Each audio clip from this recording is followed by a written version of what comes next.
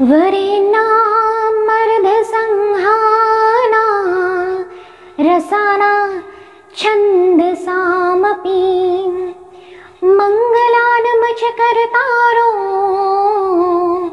वन्दे वाणि विनायको नमः ब्रह्मण देवाय गोब्रह्मण हिताय च जगद्धिताय कृष्णाय गोविन्दाय नमो नमः। छविललितकमलाकोटिसं नवनील अम्बरधारिणी शशिवदन कञ्चविलोचने शिरचन्द्रिकां मृदुहासिनी आनन्दधन गोविन्दमन् मंदिर अनन्य निवासिनी घनश्याम घनहित चातके घनश्याम घनहित मोरनी। जय जय श्री राधे जय जय श्री राधे जय जय श्री राधे। राधे राधे हरे कृष्ण सबाइके। आशा करी सबाई भालो आछो। आमी तोमादेरके बोलेछिलाम जे भगवान कृष्ण के लिए प्रचुर भिडियोस चैनेले आसते चलेছে। चेष्टा करब अनेक रकमेर भिडियो देवार जेगुलो किन्तु व्लगे बला जाए ना और आमी बोलतेও चाই ना। चेष्टा करब एरपर এই বিষয়ের উপর একটু বেস্ট করে ভিডিও বেশি দেওয়ার, কারণ আগেও ভিডিওতে আমি বলেছি যে ভগবান কৃষ্ণকে নিয়ে প্রচুর মানুষের মধ্যে অনেক রকম প্রশ্ন রয়েছে। অনেকে না জেনে অনেক কিছু বলে, অনেকে জানতে চায় না, বুঝতে চায় না, বা অনেক বই পড়ে না, কথা শোনে না। আমি অনেক জ্ঞানী সেটা নই, আমি কখনোই সেটা বলবো না অনেক জ্ঞানী, আমি অনেক জেনে গেছি সেটা নয়। তবে যেটুকু জানি, যেভাবে ভগবান কৃষ্ণকে পুজো করি, যা যা আমার জীবনে ঘটেছে, যেভাবে আমি কৃষ্ণ ভক্তির সাথে জড়িয়েছি নিজেকে, সেগুলোই তোমাদের সাথে তুলে ধরবো। আশা করি একটা মানুষেরও যদি উপকার হয় সেটাও অনেক। তো আজকের ভিডিওটা যে টপিকের উপর বেস্ড অন সেটা হচ্ছে 11ই সেপ্টেম্বর অর্থাৎ আগামীকাল রাধাষ্টমী রয়েছে। আমি এই ব্লগ চ্যানেলেই আমি কিন্তু যারা ব্লগ চ্যানেল থেকে দেখছে তারা অনেকেই দেখেছে যে আমি জন্মাষ্টমী আমার বাড়িতে কিভাবে পালন করেছি। নিজের সমস্ত কিছু, আমার বাড়িতে তো গোপু রয়েছে, লাড্ডু গোপালকে কিভাবে আমি পুজো করেছি, কি কি ভোগ দিয়েছি, সারা দিন একদিন আগে থেকে একদিন পরে অবধি কীভাবে কেটেছে, সেগুলো আমি সব ব্লগে শেয়ার করেছি। কিন্তু জন্মাষ্টমীর মাহাত্ম্য বা জন্মাষ্টমী নিয়ে কোনো রকম ভিডিও কিন্তু আমি সেই সময় বানাইনি, কারণ এটা আমি মেন্টালি ডিসাইড করে উঠতে পারছিলাম না যে এই টপিকে আমি ভিডিও বানানো শুরু করব কি করব না। কিন্তু যখন বানানোটা স্টার্ট করেই দিয়েছি তখন আমি ডিসাইড করেছি কি রাধাষ্টমী নিয়ে তো ভিডিও বানাতেই হবে, কারণ জন্মাষ্টমীটা আমি বানাইনি। তবে ভিডিওর শুরুতেই একটা কথা বলে রাখি, যারা জন্মাষ্টমী পালন করেছে বা করেছো তারা রাধাষ্টমী অবশ্যই পালন করবে। যতটুকু সম্ভব, যতটুকু বাড়িতে পালন করা যায় আমি চেষ্টা করব তোমাদেরকে বলার, যেভাবে বাড়িতে মানে যতটা যেভাবে পালন করা যায় সেটা বলার। কারণ বৃন্দাবনে একরকম সময় রাধাষ্টমী হয় এবং গৌড়ীয় মতে যারা বৈষ্ণব তাদের কিন্তু একরকম সময় রাধাষ্টমী পালন করা হয়, যেটা জন্মাষ্টমীর ক্ষেত্রে হয় না। জন্মাষ্টমী তো আমরা রাত 12টার সময়ই করি, কিন্তু বৃন্দাবনে কিন্তু মানা হয় যে ভোর 4টের সময়তে রাধা মায়ের জন্ম। দেখো, আমি রাধা মা হিসাবে বলবো, রাধারানী এই কথাটা আমার মুখ থেকে খুব কম বার হয়, কারণ আমি তাকে মা হিসাবে দেখি। অনেকেই গোবিন্দ রাধারানী বলে বা মাধব রাধারানী বলে, রাধারানী কথাটা আমার মুখ থেকে সচরাচর বার হয় না। আর যেটাতে আমি কমফোর্টেবল নই আমি সেটা সত্যিকারের ভিডিওতে বলতে পারবো না, বলতে গেলেও হয়তো তুতলে যাব। তার থেকে বরং রাধা মা বলাটাই ভালো।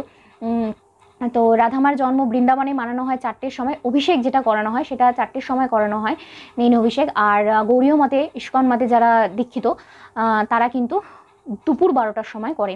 সুতরাং 11ই সেপ্টেম্বর এই ভাদ্র মাসের শুক্লপক্ষের অষ্টমী তিথিতে রাধাষ্টমী পালিত হয়, যেটা ভাদ্র মাসের তোমার কৃষ্ণপক্ষের অষ্টমী তিথিতে জন্মাষ্টমী হয়। 15 দিনের ডিফারেন্স মাঝখানে, তো সেটাই হয় রাধাষ্টমী, কিন্তু দুপুর 12টার সময়। তো যারা রাধাষ্টমী বাড়িতে পালন করতে চাইছো তারা চেষ্টা করো যে দুপুর 12টা অবধি একদম, অনেকে নির্জলা উপাস করাই তো যায় বলো, কারণ জন্মাষ্টমীর দিন তো আমরা নির্জলা উপাস করে থাকি না, অন্তত জল তো অন্তত খাই। কিন্তু রাধাষ্টমীর দিন চেষ্টা করবে 12টা অবধি তো নির্জলা উপাস করে থাকাই যায় বলো। একান্তই যদি না হয় তাহলে জল খেতে পারো, কিন্তু আমাদের দেখো উপোস ভঙ্গ হতে হতে এই অভিষেক, তারপরে তোমাদের রাধামাকে যা যা সাজসজ্জা করানো, পুজো করা, এই সমস্ত কিছু করতে করতে আরও 1-1.5 ঘন্টা 2 ঘন্টা তো চলেই যায়। কিন্তু তাও 12টা অবধি কিন্তু উপোস করে থাকতে হবে। যারা রাধা অষ্টমী পালন করবে। আর রাধা অষ্টমীর আগের দিন ব্রত অবশ্যই করতে হয়, নিরামিষ খেতে হয়, যেরকমভাবে জন্মাষ্টমীতে করতে হয় সেরকমভাবেই রাধা অষ্টমীতে করতে হয়, নিয়ম একই। শুধুমাত্র জন্মাষ্টমীর দিন আমরা গোটা দিন থাকি, রাধা অষ্টমীর দিন শুধুমাত্র 12টা অবধি থাকতে হবে, এটা করতে পারো। আর অনেকেই আছে যারা মানে প্রপার বৈষ্ণব বা প্রপার মেনে চলবে, তারা পুরো দিনই উপোস করে থাকে, পুরো দিনই কেউ নির্জলা করতে পারে, কেউ নির্জলা না করলেও শুধু ফলাহার করতে পুরো দিন কাটায়। সেটা না হলেও একমাত্র বাড়িতে যারা করতে চাইছো কোনো মানে পালন করতে হবে, সেটা হিসাবে তোমরা 12টা অবধি উপোস করে থাকতে পারো। আর আমি এখানে কিছু নিজের স্পিরিচুয়াল এক্সপিরিয়েন্সেস শেয়ার করব তোমাদের সাথে রাধা মাকে নিয়ে বা গোবিন্দকে নিয়ে। আমি মাধব বলি বেশিরভাগ ক্ষেত্রে, মাধব নামটার সাথে আমি একটু বেশি জড়িয়ে রেখেছি নিজেকে গোবিন্দর থেকেও। গোবিন্দ তো বলি, রাধা গোবিন্দ, রাধা মাধব, মাধব কথাটাই আমার মুখ থেকে একটু বেশি বার হয়, তো যেটা বেশি বের হয় সেটাই কিন্তু আমি ইউজ করব। আর রাধা মাকে নিয়ে, রাধা মার কী কী মানে রাধা অষ্টমীতে কী কী ভোগ দেওয়া যায়, কিভাবে পালন করতে হয়, সেগুলো সম্পর্কে সব কিছু আমি ডিটেলসে বলবো, তোমাদের পুরো ভিডিওটা দেখতে থাকো। আর দেখো, প্রথমে একটা কথা বলি, রাধা আর কৃষ্ণ বা রাধা মা গোবিন্দ, রাধা মাধব, এই দুজনকে যারা আলাদা মনে করে যে রাধারানী আলাদা বা রাধা মা আলাদা আর গোবিন্দ আলাদা, তারা কিন্তু মানে ভুল করে, প্রচণ্ড রকম ভুল করে। তাদের এই ভুল ধারণাটা থেকে তাদেরকে নিজেদেরকে বের করতে হবে। সব থেকে বড় ব্যাপার কি বলো তো, গোবিন্দের কৃপা পাওয়া। এই যে একটা কথা আমি খুব ভালো মানুষের থেকে শুনেছি, যেটা হচ্ছে যে কৃষ্ণ ভক্তি আমরা বাছি না, কৃষ্ণ ভক্তি আমাদেরকে বেছে নেয়।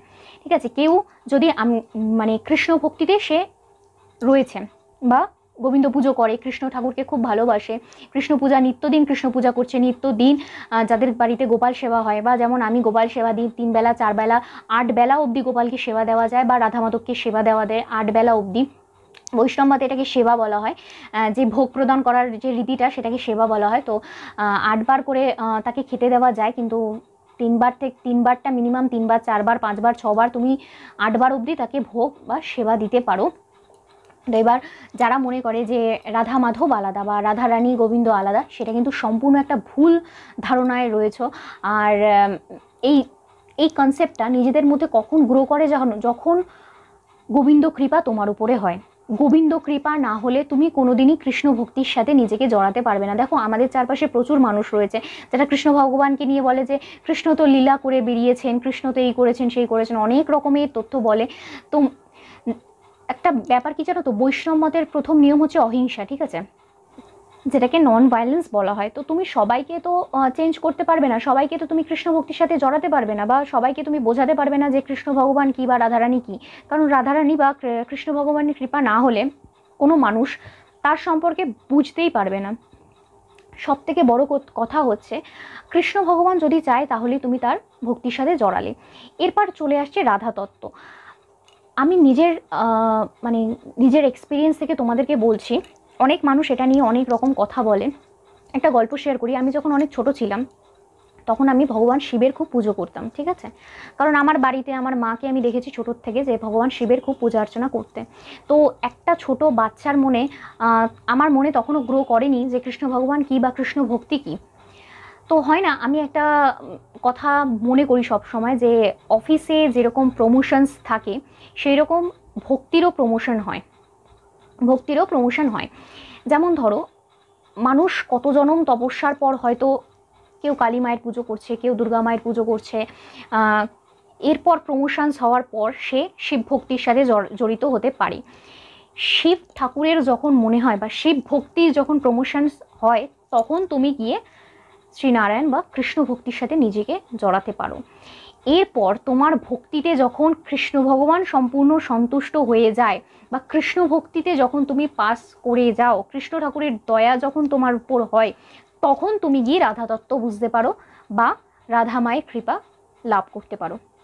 কারণ রাধা তত্ত্ব এত ইজি তত্ত্ব নয়, সব থেকে কঠিন। সে আদি, রাধা হচ্ছে আদি। তো সব থেকে বড় বিষয় যেটা, সেটা হচ্ছে কৃষ্ণ হচ্ছে পরম ব্রহ্ম। কৃষ্ণ আর নারায়ণকে আলাদা করবে না, কৃষ্ণ আর নারায়ণ একই। এমন নয় যে কৃষ্ণ ভগবান দ্রাপরে জন্মেছেন তারপর থেকে তার নাম কৃষ্ণ হয়েছে, সেটা কিন্তু নয়। নারায়ণেরই একই একই একই জিনিস, মানে সম্পূর্ণ বলে না 4 অবতার বা 10ম অবতার বা 24 অবতারের কথা যদি আমি, যেমন ভাগবতামে রয়েছে যে কথাগুলো আমি বলি, সেটা নারায়ণ হচ্ছে সম্পূর্ণ অবতার নিয়েই দ্রাপরে জন্মেছিলেন, সম্পূর্ণ মানে শক্তি নিয়ে পুরো নারায়ণই জন্মেছিলেন দ্রাপরে, যেটা কিন্তু মর্যাদা পুরুষোত্তম রামে নয়।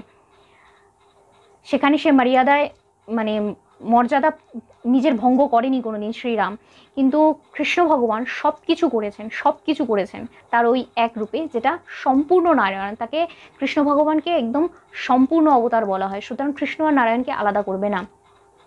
তো নারায়ণের যে শক্তি বা কৃষ্ণের যে শক্তি, সেই শক্তি হচ্ছে রাধা, পরম ব্রহ্ম কৃষ্ণ, সেই ব্রহ্মের যে শক্তি সেটা হচ্ছে রাধা। একটা কথা আছে, কর্ষতি ইতি কৃষ্ণ, কর্ষতি ইতি কৃষ্ণ, যার মানে হচ্ছে, এই কথাটার সেখান থেকেই ওয়ার্ডটা আসে কৃষ্ণ। এই কথার অর্থ হচ্ছে যে নিজেকে মানে নিজের প্রতি সবাইকে আকর্ষিত করতে পারে, সেটাই হচ্ছে কৃষ্ণ। কর্ষতি ইতি কৃষ্ণ কথার অর্থ হচ্ছে যে নিজের প্রতি সবাইকে আকর্ষিত করতে পারে। আর রাধা নামটা এসেছে যে ভগবান মানে পরম ব্রহ্ম, যে পরম ব্রহ্ম হচ্ছে নিরাকার ব্রহ্ম, তিনি কিন্তু স্ত্রী পুরুষ উভয় অঙ্গে বিরাজ করতে পারে। তার পুরুষ রূপ নিয়ে আমি বলছি, পরম ব্রহ্ম শ্রী নারায়ণ, তার বাম দিক থেকে রাধারানীর সৃষ্টি হয়, তার শক্তিকে সৃষ্টি করে, সেটাই হচ্ছে রাধা। এই রাধারানী, এই রাধারানীর সৃষ্টি রাসমঞ্জরিতে হয়েছিল, যার এই রাসমঞ্জরি থেকে এবং তিনি মানে সৃষ্টি হওয়ার পরেই ধাবিত হয়েছিলেন ফুল নেওয়ার জন্য কৃষ্ণের চরণে দেবে বা নারায়ণের চরণে দেবে। এই ধাবিতর ধা আর রাসমঞ্জরির সৃষ্টি এই দুটো ওয়ার্ড মিলিয়ে হয়েছে রাধা। দুটো ওয়ার্ডের মানে তোমাদেরকে জানালাম। তো এখান থেকেই কৃষ্ণ আর রাধা নামের সৃষ্টি। তো এই তত্ত্ব দুটো এত ইজি তত্ত্ব নয়। যেদিন তুমি ভগবান কৃষ্ণকে বুঝতে পারবে, কৃষ্ণ তত্ত্বে পাস করে যাবে, কৃষ্ণ ভক্তি তোমার প্রতি তোমার মনে প্রচুরভাবে গ্রো করবে। আর এগুলো একা নয়, মানে নিজে থেকে আমি চাইলাম আমি কৃষ্ণ ভগবানকে ভালোবেসে ফেললাম, সেটা কিন্তু নয়। নিজের চেষ্টা তো অবশ্যই থাকতে হয়। কৃষ্ণ ভগবানের প্রতি ভক্তি, তার প্রতি আস্থা, তার প্রতি সমর্পণ সব থেকে আগে দরকার। কিন্তু কৃষ্ণ ভগবান যদি না চায়, তোমার কিন্তু কোনো কাজই হবে না। এরপর একটা কথা হচ্ছে যে কৃষ্ণ ভক্তিতে পাস আউট করলেই মানুষ রাধা তত্ত্বে পৌঁছাতে পারে বা রাধা রানীকে বুঝতে পারে বা রাধা মাকে বুঝতে পারে। আমি যেমন রাধা মা ছাড়া, আমার মুখ থেকে সত্যি কথা বলতে, আমি যে বাড়িতে পুজো করি বা রাধা মাকে ডাকি, সেটা আমি রাধা মা বলেই ডাকি। আমি যে রাধে রাধে নামের জপ করি, আমি শুরুতে না, সত্যি কথা বলতে তোমাদের সাথে শেয়ার করছি, শুরুতে রাধে রাধে বলতাম না। শুরুতে আমি রাধা মা হিসাবেই, রাধা রানী হিসাবেই পুজো করতাম এবং রাধা মাকেই ডাকতাম। কিন্তু এখন যখন বুঝতে পেরেছি যে 11 মালা রাধে রাধে নামের জপ করতে হয়, তো এখন তো যেটা অরিজিনাল নিয়ম সেটা হিসাবেই মানি।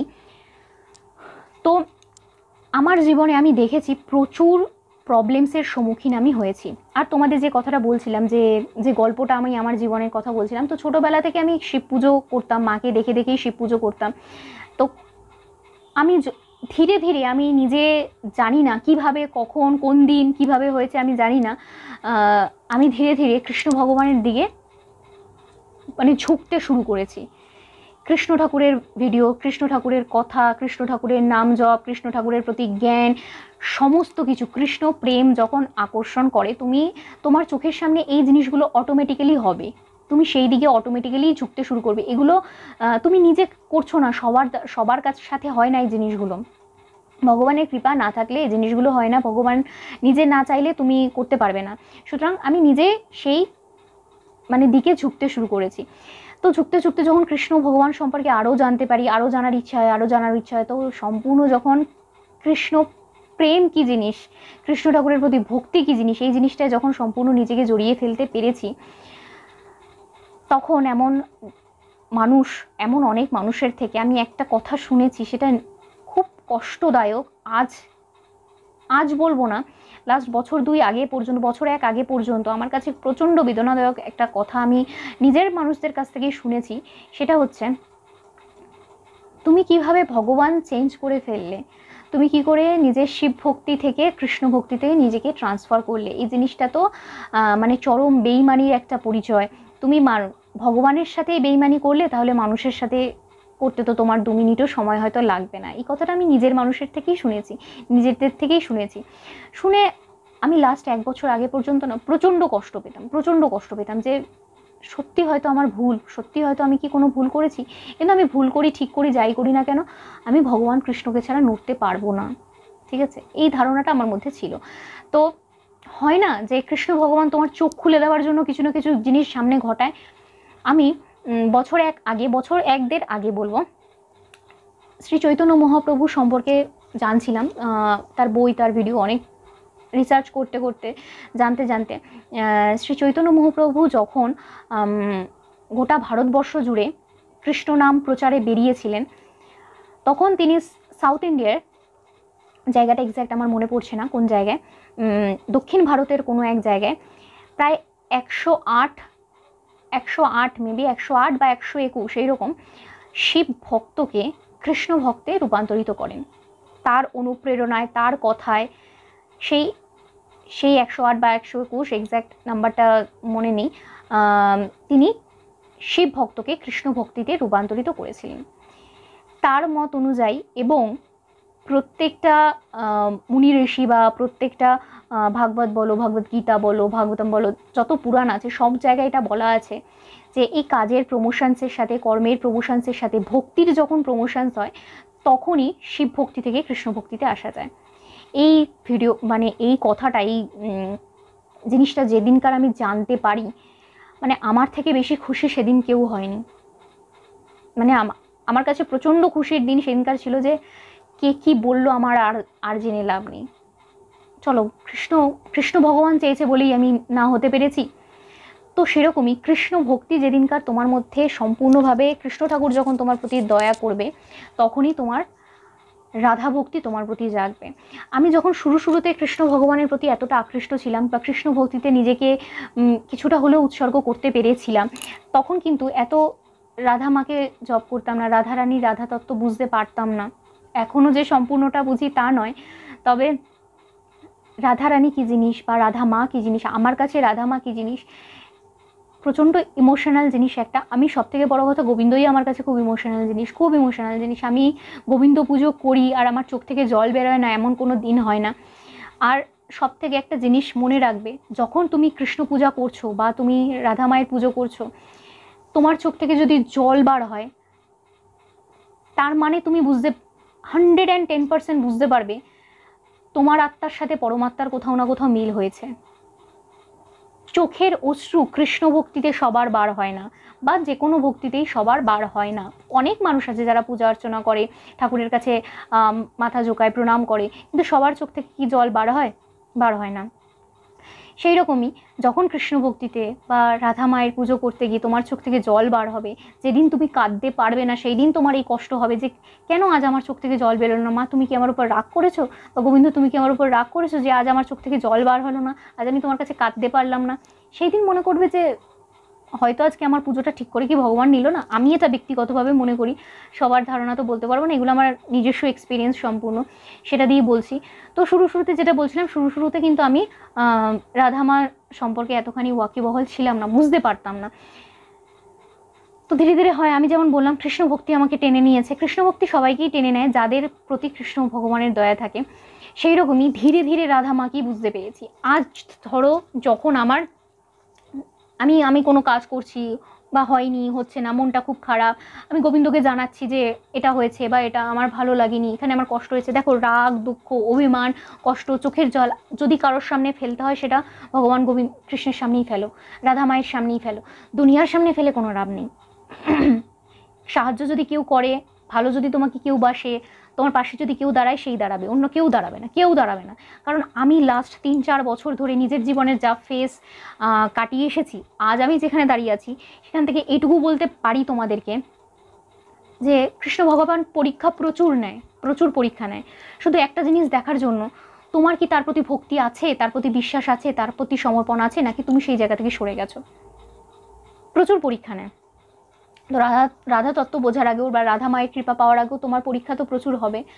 তো আমি যেটা বলছিলাম, সেটা কৃষ্ণ ভগবানের প্রতি যদি আমার মনে হয় যে কৃষ্ণ ঠাকুরকে আমার কথা শুনছে না, বুঝছে না, ঠিক আছে, তাহলে আমি রাধা মাকে বলবো, চা আমার, দেখো রাধা মা আমাকে, আমি কৃষ্ণ ঠাকুরকে বলছি, আমি গোবিন্দকে জানিয়েছি, তুমি একটু করে দাও, তুমি একটু বোঝো, তুমি একটু দেখা দাও, তুমি কি আমার উপর রাগ করেছো? এই কথাগুলো রাধা মাকে বলতে বলতে বলতে বলতে কি মিরাকেল বা কি নিজের প্রতি তার টান, যেটা যে অনুভব করেন, আমি এগুলো ভাষায় প্রকাশ করতে পারবো না। যারা অনুভব করে বা যে অনুভব করেছে একমাত্র সেই জানবে যে রাধাবাইয়ের প্রতি কী টান আসতে পারে। আমি কথাগুলো একটু কেটে কেটে বলছি, আমি বলছি না আমার কাছে গোবিন্দ বা রাধামা প্রচণ্ড ইমোশনাল জিনিস, স্পেশালি মানে গোবিন্দর কথা বলতে গেলে আমার চোখে এনি টাইম জল আসে। তো এগুলো যে এই কানেকশান অনুভব করেনি সে বুঝতে পারবে না। সুতরাং কৃষ্ণ ভক্তিতে নিজেকে না বিলালে তুমি কোনোদিনই রাধা মা কাছে পৌঁছাতে পারবে না। রাধা হচ্ছে আদি, রাধা হচ্ছে অনন্ত। সুতরাং আগে পরম ব্রহ্ম কৃষ্ণপ্রেমে নিজেকে বিলাও, তারপর তুমি রাধামাকে এমনি এমনি বুঝতে পেরে যাবে, এমনি এমনি বুঝতে পেরে যাবে। প্রত্যেক বছর, আমি লাস্ট কয়েক বছর ধরে প্রত্যেক দিন চিন্তা করি আমি কবে বৃন্দাবন যাব, আমি কবে বৃন্দাবন যাব। সত্যি কথা বলছে, বৃন্দাবন প্রত্যেক দিন টানে, প্রত্যেক দিন, যে কেন যেতে পারছি না, কেন যেতে পারছি না। সেটা কখনো হতে পারে যে ফিনান্সিয়াল কোনো ক্রাইসিস রইলো, কখনো হতে পারে সিচুয়েশনের কোনো ক্রাইসিস রইলো, ফ্যামিলি কোনো ক্রাইসিস রইলো, যে কোনো একটা প্রবলেম সামনে ঠিক দাঁড়িয়ে যাচ্ছে, যার ফলে কিন্তু বৃন্দাবন যাওয়া হচ্ছে না। আমি একটা কথা প্রচুর মানুষকে বলতে শুনেছি, আমি নিজেও এক্সপিরিয়েন্স করেছি যে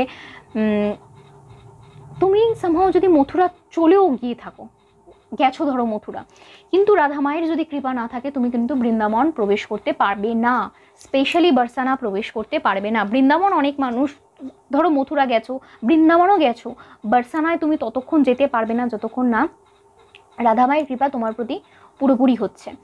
সুতরাং প্রত্যেক দিন তার কাছে অনুরোধ করি, প্রার্থনা করি যে আমি যেন বৃন্দাবন যেতে পারি, আমি যেন মথুরা যেতে পারি।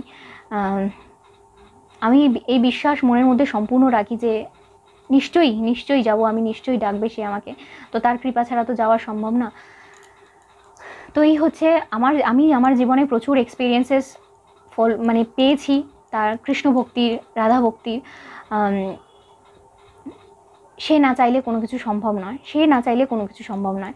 আর কৃষ্ণ ভক্তি একটা জিনিস সম্পূর্ণ মাথায় রাখবে যে তুমি কৃষ্ণ ভক্তিকে মানে চুজ করো না, কৃষ্ণ ভক্তি তোমাকে চুজ করেছে, তারপরেই তুমি গোবিন্দ পূজায় নিজেকে আনতে পেরেছো। তো কাল রাধা অষ্টমী পালন করো, রাধা অষ্টমী গৌরীয় মতে তো বললাম 12টার সময় রাধা মায়ের অভিষেক করো, তারপর তাকে সাজ পোশাক পরিও। যাদের বাড়িতে ধরো ছোট রাধা মা নেই, কোনো রাধা মায়ের পটচিত্র রয়েছে বা মূর্তি রয়েছে রাধা গোবিন্দের, তারা সেখানেই পুজো করতে পারো। যাদের বাড়িতে লাড্ডু গোপাল রয়েছে তারা লাড্ডু গোপালকেই কিন্তু রাধা মায়ের রূপে সাজাতে পারো, আলাদা নয়, রাধা গোবিন্দ আলাদা নয়, যে রাধা সেই গোবিন্দ। কারণ পরম ব্রহ্ম থেকেই যে শক্তির সৃষ্টি সেটাই রাধা, আর পরম ব্রহ্ম স্বয়ং গোবিন্দ। সুতরাং দুজন আলাদা নয়। লাড্ডু গোপালকেই তোমরা সুন্দর সাজাও, সুন্দরভাবে সাজিয়ে রাধা মা রূপে পুজো করো, তাতে গোবিন্দ আরও বেশি খুশি হবে। আর রাধা মায়ের সব থেকে প্রিয় খাবার যদি বলতে পারো, কচুর যে কোনো জিনিস, মুখী যে কচুগুলো হয়, সেই মুখী কচুর সমস্ত আইটেম বা ডিশ রাধা মাকে দিতে পারো, খুব পছন্দ করে। মিষ্টি কুমড়ো খুব পছন্দ করে, ফলের মধ্যে আতা ফল খুব পছন্দ করে, কাঠগোলাপ তার খুব পছন্দ, চন্দ্রমল্লিকা পছন্দ, জুঁই ফুল পছন্দ, পাটিসাপটা পছন্দ, এগুলো খুব পছন্দের খাবার। দুগ্ধ জাতীয় যে কোনো মিষ্টি আইটেম সেগুলো দিতে পারো, খুব পছন্দ। তারপর তোমাদের গুড় খুব পছন্দের জিনিস, এগুলো খুব পছন্দের জিনিস রাধা মায়ের, সেগুলো করে দিতে পারো। জন্মাষ্টমী পালন করলে রাধা অষ্টমী অবশ্যই পালন করো, কারণ সেটা খুব উচিত। তো যাই হোক, আজকে ভিডিওটা এই অবধি থাক। আশা করি তোমাদের ভালো লাগলো। আমি আরও অনেক ভিডিও আগামী দিনে আনবো। আমি তোমাদের বলেছি ভগবদ্গীতার মানে জ্ঞান বা ক্লাস বা যেটাই বলো না কেন, ক্লাস আমি বলবো না, আমি অত হাই লেভেলে তো উঠেই যাইনি, যেটাই বলো না কেন একটা মানুষের উপকার হলে অনেক, সেটা আমি শুরু করব। ভাগবতম অনেক বড় একটা ব্যাপার, পুরাণ 8-9 হাজার টাকা দাম পড়ে যায়। কথা, তোমরা ভাগবতমের কথা শুনতে পারো, যেগুলো ইউটিউবে আসে, কথা শোনাটাও অনেক ইম্পর্টেন্ট। এই বিষয়টা টেনে আর একটা কথা বলি, ধরো যাদের এই কৃষ্ণ নাম শুনতে খুব ভালো লাগে, কৃষ্ণ নাম জপ করতে মন চাইছে, ভাগবতম কথা শুনতে খুব ভালো লাগছে, মনে করে নাও যে কৃষ্ণ ভক্তি কোথাও না কোথাও তাকে টানছে। সুতরাং এগুলো হচ্ছে কৃষ্ণ কৃপা পাওয়ার এক একটা দিক, এগুলো তোমাদেরকে বুঝতে হবে। তো আজকের ভিডিওটা এখানেই শেষ করছি। কেমন লাগলো জানিও, কমেন্ট সেকশনটা ইউজ করতে পারো, ভালো লাগলে সাবস্ক্রাইব করতে পারো। দেখা হচ্ছে পরের একটা ব্লগে বা ভিডিওতে। রাধে রাধে, হরে কৃষ্ণ, সবাই ভালো থাকো।